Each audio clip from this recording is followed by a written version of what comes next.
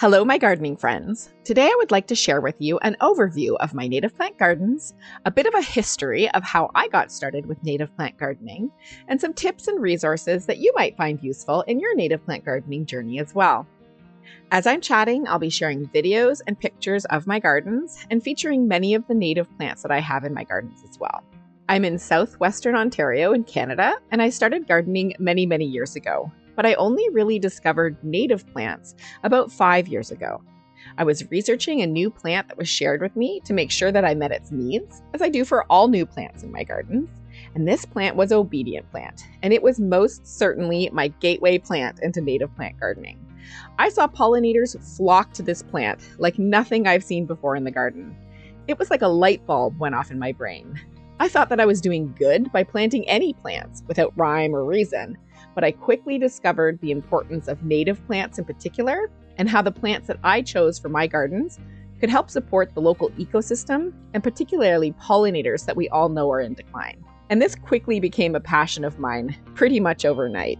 So now, 5 years later, I have over 70 different species of native plants in my gardens, and that collection is growing every season, no pun intended. My goal is to start small and eventually have mostly native plants in my gardens over time. I'm particularly proud of my newest shade garden, where I have about 90% native plants. I also have decomposing logs, which I think not only add to the biodiversity in the garden, but also add to the aesthetic as well. And I have a space at the back where I lay old stems for pollinators and other critters to make homes.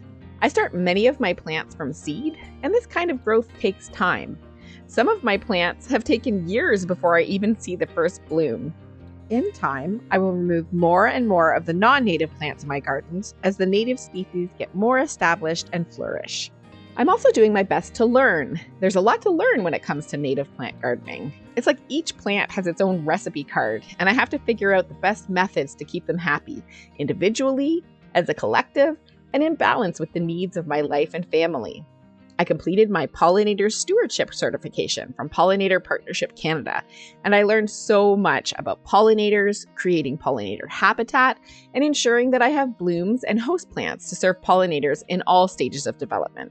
I would definitely recommend this program for anyone interested in learning more about building back biodiversity and supporting pollinators in your gardens. I do my best to share what I'm learning by documenting my native plant gardens monthly and sharing these tours on YouTube to help people see how these plants develop over time, to show how this can be done in a suburban garden context, and to help people plan their garden design, knowing how these plants look throughout the seasons. So there you have it. It's not perfect, but it's getting there. And I hope that this shows that you can start small, see impacts almost immediately, and keep growing as you go. Thank you for watching. And I hope that you might be interested in starting or expanding a native plant garden in your space as well.